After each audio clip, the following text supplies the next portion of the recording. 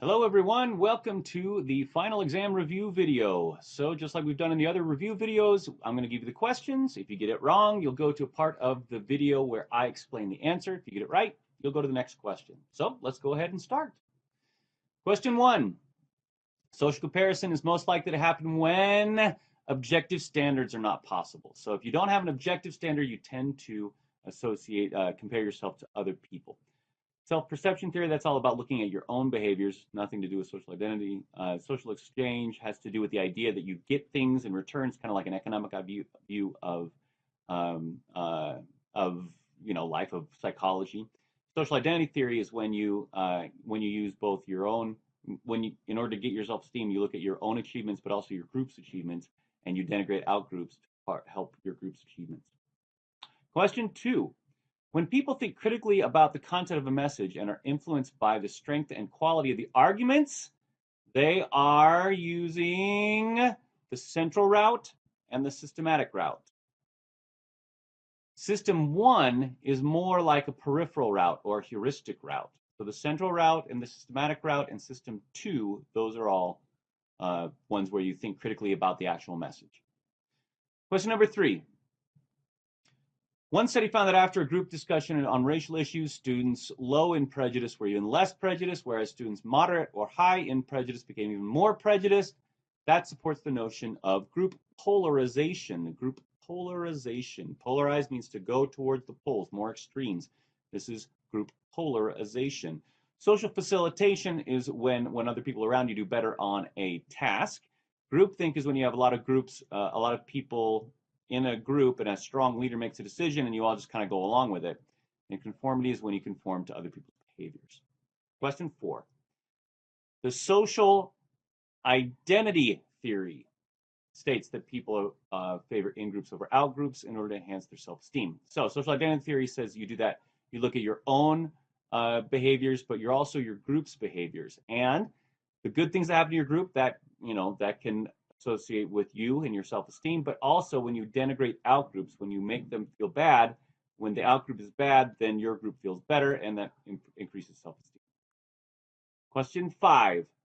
Naive scientist is most similar to attribution theory. So naive scientist is when we are it's people watching, right? You want to figure out why people do what they do. And attribution is attributing a cause to people's behaviors. That's what that is. Context hypothesis is a hypothesis of how we get rid of discrimination. Social comparison theory is when we compare ourselves to other people to understand how good we are or how bad we are at a specific trait. IAT is the implicit association task. It's a measurement of implicit attitudes. Question number 6. Groups of individuals that are created by an arbitrary basis, like estimating the number of dots, are known as minimal groups. So if you remember when we looked at the dots and whether or not it was more or less than 11, people tend to like their in-group more and dislike their out-group more, even when you have something as minimal as that, minimal groups. Question 7. Okay, asking participants to clap or cheer loudly as they could. Latin and his colleagues found that when people perform collectively, the sound pressure generated by each individual decreased as the group increased.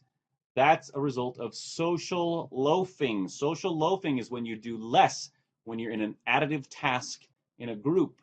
Social loafing. Social inhibition is when you do worse at a task when other people are watching you. Collective effort model is something I just made up, and de-individuation is when you don't feel like you are individually identifiable in a group. Bystander effect is when people get less help when there are more people around. It is not that they perform less of a behavior when there's more people in their group. The correct answer is social loafing. Number 8. Mere presence is most related to social facilitation because the mere presence of a member of your own species creates arousal. That's part of drive theory, which is an explanation of social facilitation. Attraction, so when we talk about mere exposure effect, that's part of attraction. That's when you're just being exposed to something makes you like it more, but that's not mere presence. the definition of social psychology, that has to do with the real imagined presence of other people, but that's not mere presence. Mere presence is part of drive theory, and the IAT is a measurement of implicit associations. That is not a mere presence issue. Okay. Question 9. Which of the following individuals is most likely to experience cognitive dissonance? It's a person who perceives himself as honest and has just cheated on the exam. So the belief about yourself needs to be in conflict with your behavior. That's what creates the dissonance, right? A belief about yourself in conflict with your own behavior. So you perceive yourself as honest, but you just cheated. Question 10. The negative reaction to threats to one's personal freedom and often increased resistance to persuasion is known as reactance. Reactance. It's like what people call reverse psychology. That's reactance. All right. Question 11. A study may not replicate due to p-hacking. P-hacking is when people, generally not intentionally, when people use statistics incorrectly, and that gives them a result that is incorrect. Or it could be a type 1 error. So the correct answers are p-hacking and type 1 error. Type 1 error is when you, based on your results, say that something is happening when in reality it is not. So if the original study made a type 1 error, then it may not replicate the second time. P-hacking may have caused that type 1 error, for example, and therefore may not replicate. The registration of studies is when you register your studies beforehand, right? That really doesn't have anything to do with lack of replication. In fact, if anything, it'd probably make it more likely to replicate. But it really doesn't, it's not a reason why things might not replicate. In propinquity, that's when you're attracted to people who are in the presence of yourself. Question 12. The tendency to reduce dissonance by finding some reasons for why a person has devoted time, effort, or money for something that turns out to be unpleasant and disappointing is known as effort justification. So effort justification is the right answer to that one. Justifying their effort. 13. Which of the following is part of the social definition of social psychology? Well, social psychology is affect, behavior, and cognition in the real, imagined, or implied presence of other people. So that means that feelings, that's affect, so feelings is correct, and thoughts of other people is also correct. Real, imagined, or implied presence of other people. Mental illness, not necessary. Social comparison, also not necessary.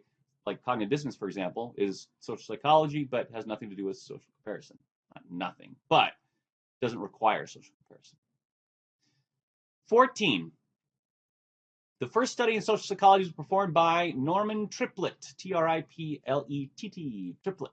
Norman Triplett, that was he observed people who did better in bicycle races when they were racing against somebody, and then he performed his fishing reel study where boys reeled in the fishing reel faster when they're in the presence of other boys. 15.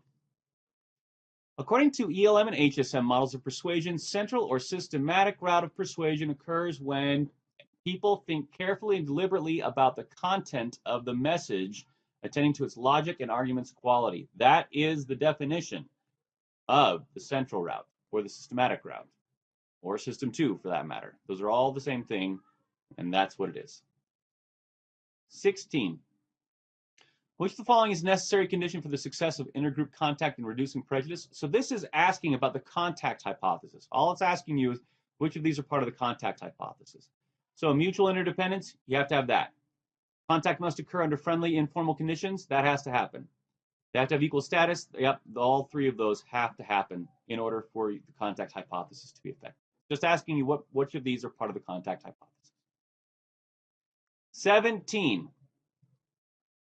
Which of the following are necessary parts of an experiment? In an experiment, you must manipulate the independent variable and measure the dependent variable. Both of those are required. Correlational results, that's based on a correlational study. You don't have to have correlational results to create an experiment. You don't have to register the study either. Those are not necessary. But you have to manipulate something, and you got to measure if it's going to be an experiment. 18. John's learning to play the guitar. He's in the process of mastering several new songs. From the perspective of science drive theory, John should Well, he should practice alone until mastery is achieved, and then perform in the presence of others, right? So because he is not very good at it, right? The drive theory says that whatever your initial inclination is going to be, it's going to be more so in the presence of other people, right? So if you don't know what you're doing, then your initial inclination is going to be mess up on the song, okay? Until you practice and practice and practice, and then your initial inclination is going to be to do well. So when you're first starting practicing, do it alone because other people are going to mess you up. But when you're a master at it, when you're really good at it, then do it in the presence of other people and you'll do even better. 19. Whether persuasion occurs through central, or the systematic route, or the peripheral, heuristic route, depends on people's motivation and cognitive resources. So whether you're going to use that source depends on your motivation and your resources, how much you care about it, how important it is to you, how pertinent it is for you, etc. Okay? The content, clarity, quality, credibility, all that stuff is how you process it. But those things are going to depend, whether or not you attend to those things depends on your motivation and your resources. 20. Okay, Festinger Carl Smith, $1, $20. So these results showed that after telling people that the experiment was interesting, participants in the $1 condition tended to express more favorable attitudes towards the experiment. They resolved their dissonance for lying by thinking that, oh, I really did enjoy it. Therefore, it wasn't a lie. Okay? The money was not enough to resolve the dissonance. The money didn't resolve the dissonance for that $1 group, right? $1 wasn't enough to lie. How am I going to resolve this? Oh, I'm going to think that I actually cared about, I actually liked this study more than I did. 21. Which of the following processes probably led to the decision to launch the Challenger space shuttle, even though they knew there's a problem? Groupthink. Groupthink is when people make a decision as a group, and there's kind of a strong one, and even though people are kind of dissenting, they don't listen to them, etc. That's groupthink. That's groupthink. 22. Which of the following is true? All right. So there's two things that are true here. Simply dividing people into groups may result in in-group favoritism. We already know that. Minimal groups paradigm tells us that. So that is correct. And conformity increases when there are about 5 people conforming compared to fewer people, right? Once you get about 5 people, that's when you're going to get maximum conformity going on. That is the right answer. So those are 2 answers that are correct. 23. Sharif et al. This is Robbers Cave experiment. They reduced the prejudice by making them rely on each other, making the boys rely on each other, and setting up cooperative superordinate goals. They did both of those things. They did other things as well, but those are the 2 that are correct in 23. 24. I ran a study leads me to conclude that people prefer black licorice more than red licorice. In reality, people prefer red licorice. That's an example of a type 1 error. Type 1 error is when I conclude that the null hypothesis is false when in reality the null hypothesis is true. In other words, it's me saying, hey, there's something going on when in reality nothing's going on. Okay, that's a type 1 error. Me going out there and say, hey, black people prefer black licorice when in reality they don't. That's a type 1 error. 25. What is the most appropriate definition of aggression? It's a behavior that's intended to cause harm or pain, right? Accidental behavior, that's yeah, we don't normally think about that as aggression, okay? Now, whether you have another goal in mind for that's a separate issue, but the correct answer is behavior intended to cause harm or pain. 26. Which of the following factors have been shown to increase aggression? Heat has. The presence of guns, yeah, that's called the weapons effect, right? Just the presence of a weapon. Frustration, yep, remember the frustration aggression hypothesis, yep. Loneliness, no. So everything but loneliness has been a factor to show increase in aggression. 27. If a robber stabs someone in order to take their money, this is best called instrumental aggression because the intention was to take the money, it wasn't just to cause the harm. That would be hostile aggression. 28. I like Star Wars. What would be balanced? And if you can assume that my wife also likes, that I like my wife, right? That my wife loves Star Wars. That would be balanced. I love my wife. My wife loves me. I love Star Wars. She loves Star Wars. Everybody loves Star Wars. Everybody loves each other. We're all balanced. That would be balanced. 29. Which is a correct statement of Berkowitz's revised version of the frustration aggression hypothesis? So the revised version says that frustration increases negative feelings, which in turn may trigger anger, aggression, right? So the revision is the inclusion of the negative feelings. That's the inclusion there. 30. What's the unimodel? Well, so unimodel is a theory of persuasion or attitude change, right? It's in contrast to the dual process models, ELM and HSM, okay? So that is the unimodel, the theory of persuasion and attitude change. All right. 31. Attraction is a form of attitude. Attraction is an attitude. It's a positive attitude, a positive evaluation of an object, okay? Affect means feeling states. Emotion is an emotion. It's a form of affect. Attribution is a cause of why somebody did a behavior. Correct answer is attitude. 32. The IIT is a form of measuring implicit bias. Manipulating means to change it actively, like in an experiment, right? Half the people, I make them have implicit bias, and half the people I don't. Okay, that would be a manipulation. The IIT doesn't do that. It just measures any implicit bias that might exist. 33.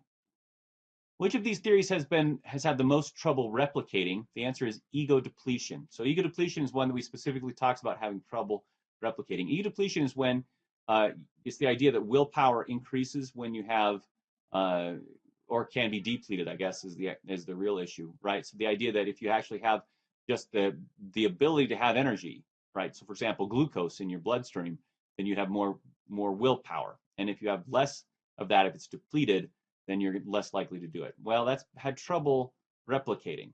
It's had trouble replicating over time. The other ones have not. 34. Who's most likely to be lonely? A single man. Single man. We talked about the idea that males tend to be more instrumental, and therefore they tend to have, it's harder for them to have their emotional needs taken care of by other males who they tend to be friends with, and so they're more likely to have a relationship with a female because most men are heterosexual, and therefore heterosexual men are more likely to have their needs being taken care of, whereas single men are less likely to. Women tend to be more expressive and therefore are more likely to provide those emotional needs. 35. The socio-emotional selectivity theory predicts that older adults will have smaller social networks. So this is where older adults they're selecting, right? The socio-emotional selectivity theory, they're selecting who is going to be in their social groups. They're more selective. They're not really interested in creating new friends. They're interested in maintaining and helping the relationships that they already have. This is the same theory where somebody who has a terminal illness, regardless of their age, is less likely to go out and try and make new friends. They're more likely to focus on friendships and relationships that they already have. 36. If I see a list of paired words and I assume the word bacon is seen more with the word eggs, even when it's not, that's an example of illusory correlation. Illusory correlation. So because we have those two things in the same schema, then if I prime bacon, then I've also primed eggs, and I might see those as being correlated when in reality they are not. Matching hypothesis is when people tend to end up with somebody of similar attractiveness level as them, because of attraction is physical attractiveness by the probability of acceptance. That's matching hypothesis. Confirmation bias is when we take information and make it try and confirm what we already believe. Okay, that's based on making a decision. It's not based off of an illusory correlation, though. Implicit bias is when we're implicitly biased towards a group or against a group, and that's not what's going on here. It's an illusory correlation. 37. Couples tend to be similar in their level of attractiveness. This is due to matching hypothesis, right? People tend to go for the person who, the most attractive person who will have them, right? It is Physical attractiveness by the probability of acceptance. That's the matching hypothesis. Self-fulfilling prophecy is when my expectations make it true in somebody else. That's self-fulfilling prophecy. It's not what's going on here. Subtyping is when we take a group and we have somebody who's a member of that group, but we say, they don't really count. They don't really count. So like Oprah is not really an African American because she's super rich. That doesn't really count. That kind of an idea. Social facilitation is when you perform better at tasks when other people are around. So the correct answer is matching hypothesis. 38. The mere exposure effect is most similar to social. Oh god, wait, where am I at? Okay. The correct answer is propinquity effect. All right. The correct answer is propinquity effect. So mere exposure is just being in the presence of something makes you like it. The more you're exposed to something, the more you're going to like it, right? Well, propinquity is the more you're around other people, the more you're going to like the people, okay?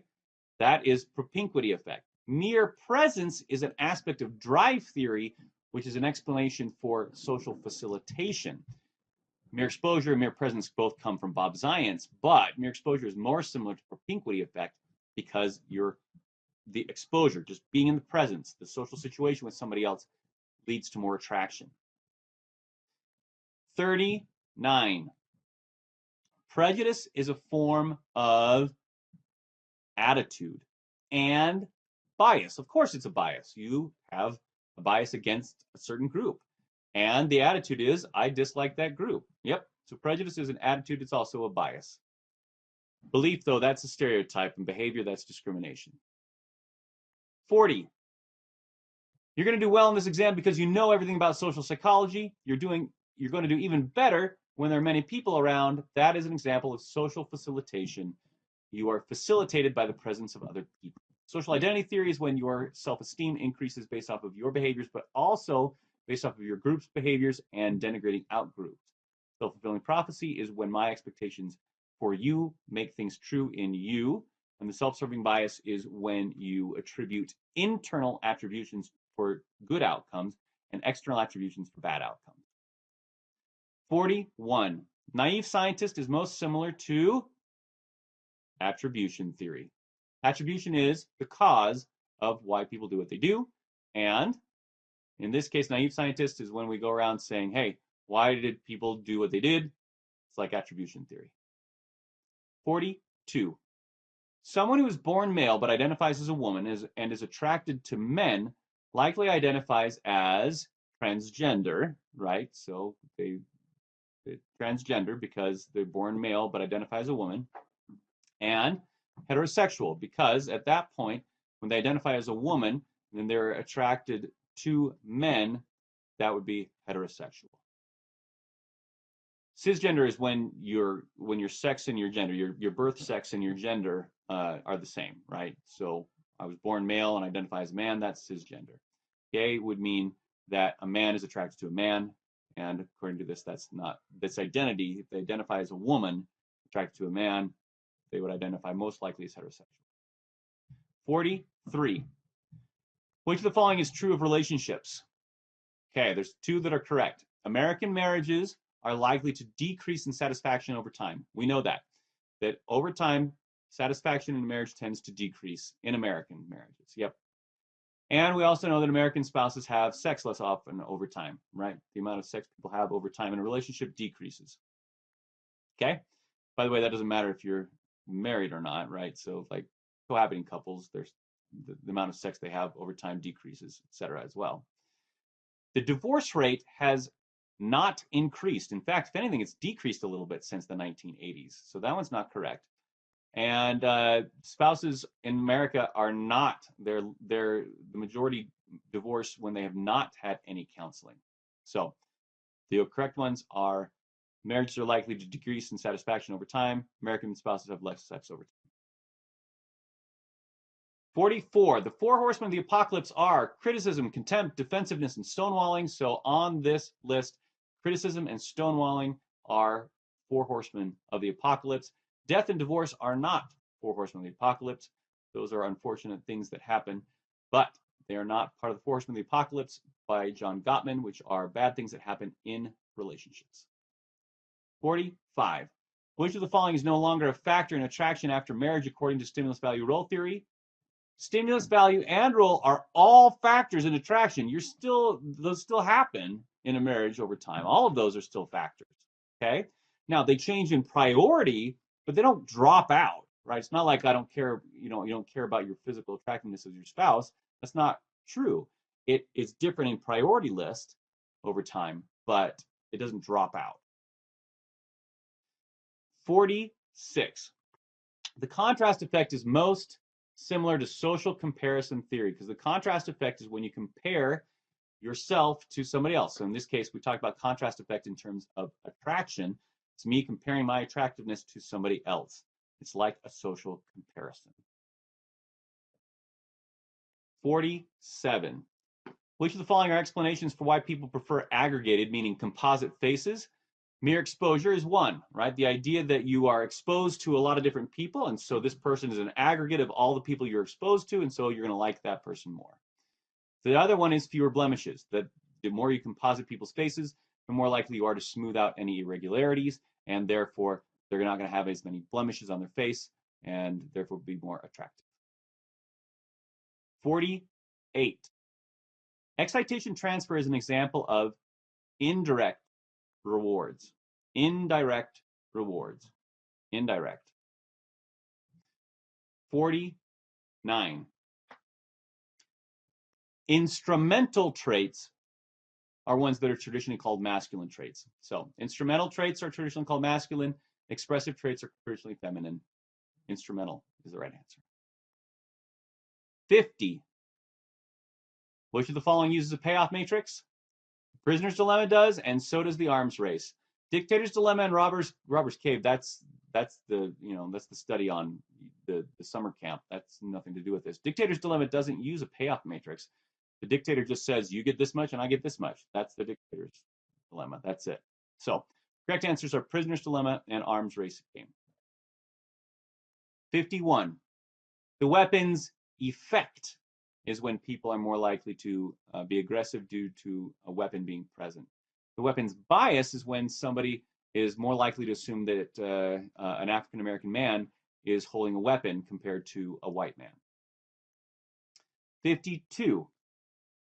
When I ask you whether you wanted 2 points or 5 points of extra credit, but if 10% shows 5 points, no one would receive any points, that was an example of tragedy of the commons. Tragedy of the commons. So there's this common resource that's available, but some people overuse it to the detriment of everybody. That's tragedy of the commons.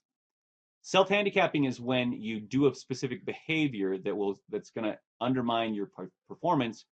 Cognitive dissonance, when you have a belief about yourself that's in conflict with the behavior that you've done. Self-serving bias is when you can make an internal attribution about a positive outcome and an external attribution about a negative outcome. 53. Accommodation is when you don't that's right. So accommodation is when you don't act mean when your relationship partner is being mean to you. So it's accommodation is not fighting fire with fire, right? So somebody, maybe it's your partner, maybe it's a family member, whoever comes to you and they're yelling at you, you act calm when the other person's being aggressive. That would be accommodation. 54. How many people in a dyad? 2. 2. Dyad means 2 in this case, 2. Dyad is 2 people. 55. Which of the following is most closely related to affective forecasting? The hedonic treadmill. The hedonic treadmill is the idea that we have kind of like this homeostasis, this basic level of happiness, and we might go up a little bit, down a little bit, but in general we end up back in the same place. That's the hedonic treadmill. Affective forecasting is that we tend to overestimate the effect of certain events changing our emotional state. James Lange theory is the idea that physical changes, physical arousal, actually causes a specific emotion. Misattribution of arousal is when I think a source of arousal, I think something besides the actual thing caused arousal, leads to a different emotion. And groupthink is when people make bad decisions based off of a strong group deciding. 56. Which of these is true? There are 3 that are true here. People who make $80,000 a year are happier than those who make $50,000 a year. That is true. Yep. People who are married are happier than single people. That is also true. And people who are high in agreeableness tend to be happier. That is also true.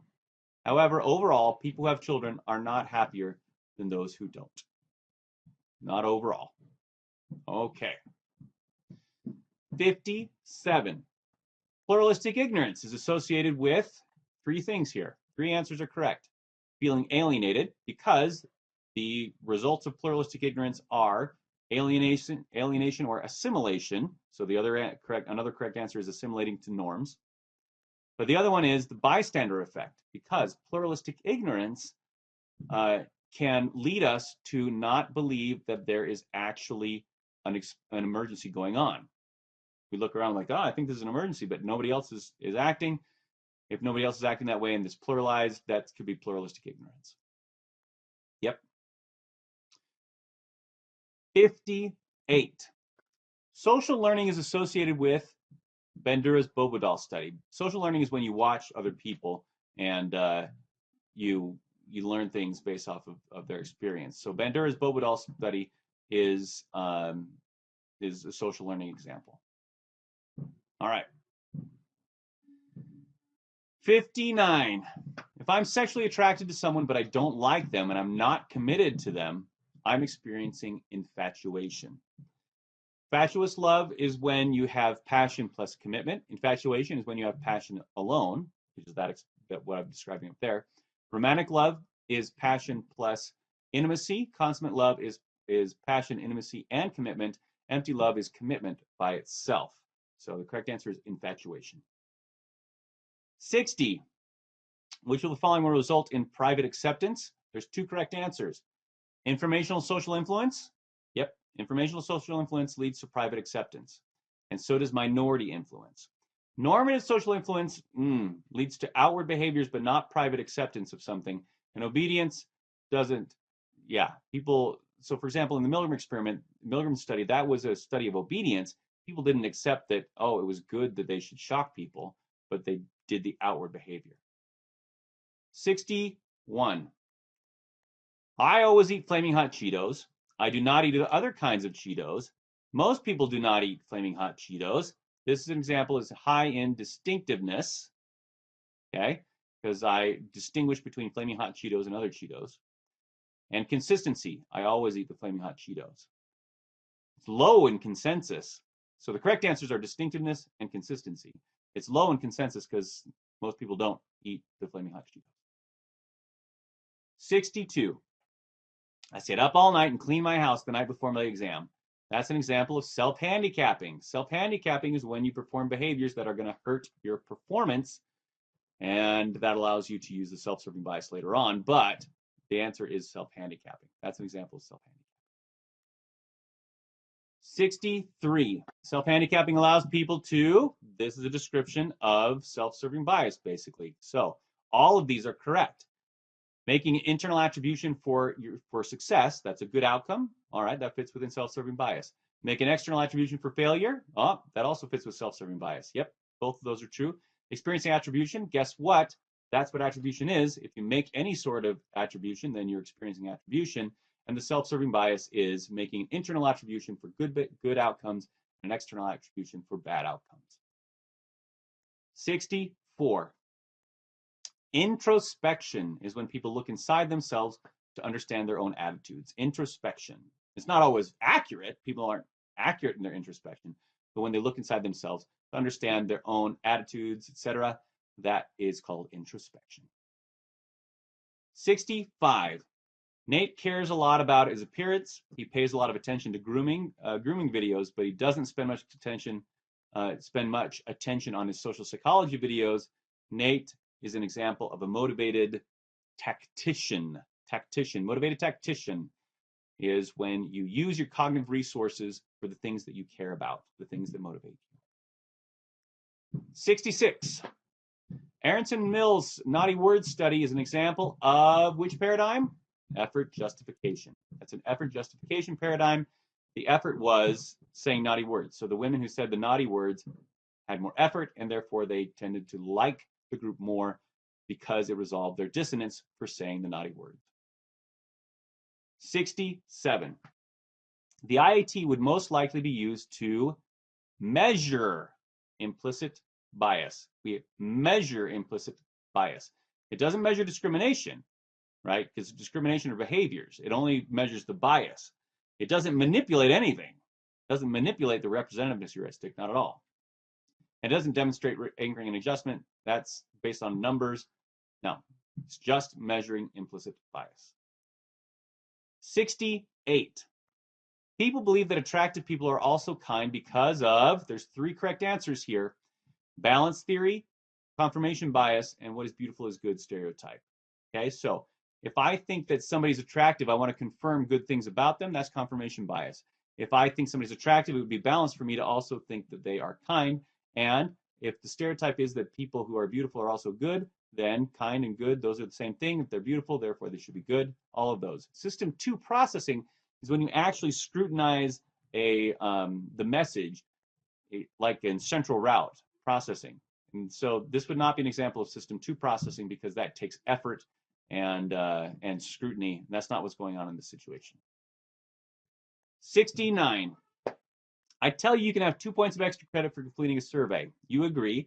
And then I tell you you'll need to take it and then take it to the administration building when you're done and file it in order to get the extra credit. So what I've done is I've taken your original, what you've originally agreed to, and I've changed the terms after you agree to it. That is the lowball technique. Lowball technique.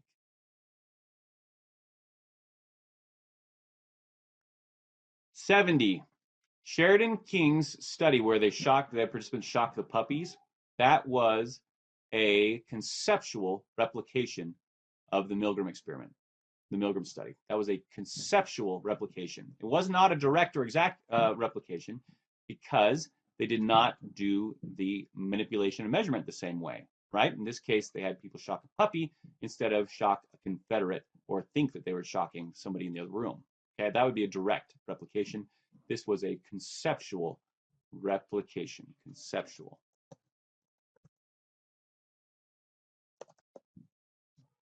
All right. 71. Social exchange is involved in social exchange. The idea that you have kind of an economic approach to understanding your relationships, right? I do something for you, you do something for me. Okay. So reciprocal altruism, yes, that's a social exchange, right? I assume you're going to do nice. I'm going to do nice things for you, assuming I get nice things back. Interdependence theory, yep, right? That is CL alt outcomes. Well, those outcomes are based on the rewards minus the costs. I'm looking at, if I do these things, then I'm going to get these rewards back. That's interdependence theory. The prisoner's dilemma, yep, prisoner's dilemma, and those ideas of game theory are based on the idea of social exchange, that we are basing things off of costs and benefits that are coming from it. Cognitive dissonance, no, because cognitive dissonance is just dissonance that happens inside yourself. It's not an economic evaluation of a relationship. That's not what's going on there. Social exchange requires that. So the 3 answers are reciprocal altruism, interdependence theory, and prisoner's dilemma. 72. You are more likely to help, be attracted to, marry, and compare yourself to someone who's similar to you. So all of those are correct. The one that you probably is most different is comparison, right? So part of social comparison theory says that we compare ourselves to similar others. When we start to do that comparison, we don't tend to take somebody who's very, very different in a total situation. We tend to compare ourselves to people who are similar to us. 73. Leon Festinger was the main theorist behind both social comparison theory and cognitive dissonance. So it's both social comparison theory and cognitive dissonance. Both of those are correct in this case.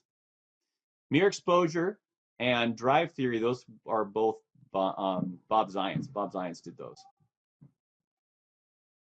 74. Which of the following are measurements? There are 2 that are correct. The cold pressure task, that's a measurement of aggression, and the IAT, that's a measurement of implicit attitudes, implicit associations. Hedonic treadmill is not a measurement at all. It's a theory that we have that, homeostasis that we come back to. And entitativity, that's how much of an entity a certain group includes. That's not a measurement. We can measure entitativity, but it's not a measurement in and of itself. 75. Kurt Levine's field theory states that behavior is a function of the person by the situation. And that is why we care so much about social psychology, because it focuses more on the situation, less on the person. So, by the situation, meaning the social situation. Okay, everybody. Thank you very much for all your work. Good luck.